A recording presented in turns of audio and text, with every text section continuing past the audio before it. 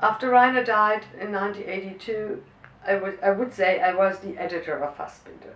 Everybody in the world, and also in Germany, people didn't hire me because I was the editor of Fassbinder.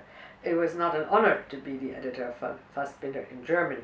It was all over the world. It was wow, but not here, because people were jealous. I was too young. I was his wife. I was poor. I had to work. There were a lot of things coming, and I was 26, so it was hard, to be honest. You know, I had not this feeling, this is Fassbinder. He was not in Germany at that time really appreciated. His films were tough, his films were strong. The guy was in all the papers. I had no connection to stardom. But he was lovely, and I did his, it was Chinese Roulette.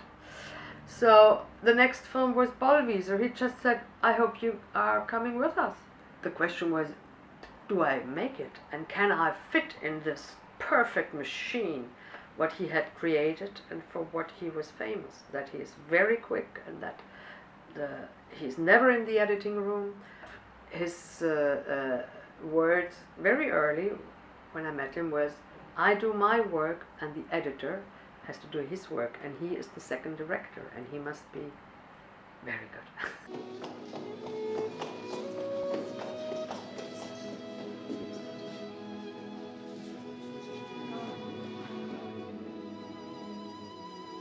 If you take something and want to be an editor and recognize as a part of the whole creative development, you also have responsibility, and that was the main point for me. You have to have and take responsibility.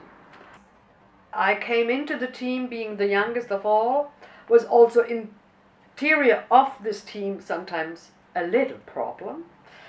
I remember one of his last cameramans said, maybe for Alexanderplatz she is too young. We had also these screenings every day, and he asked all the members of the team to be at the screenings of the first rough.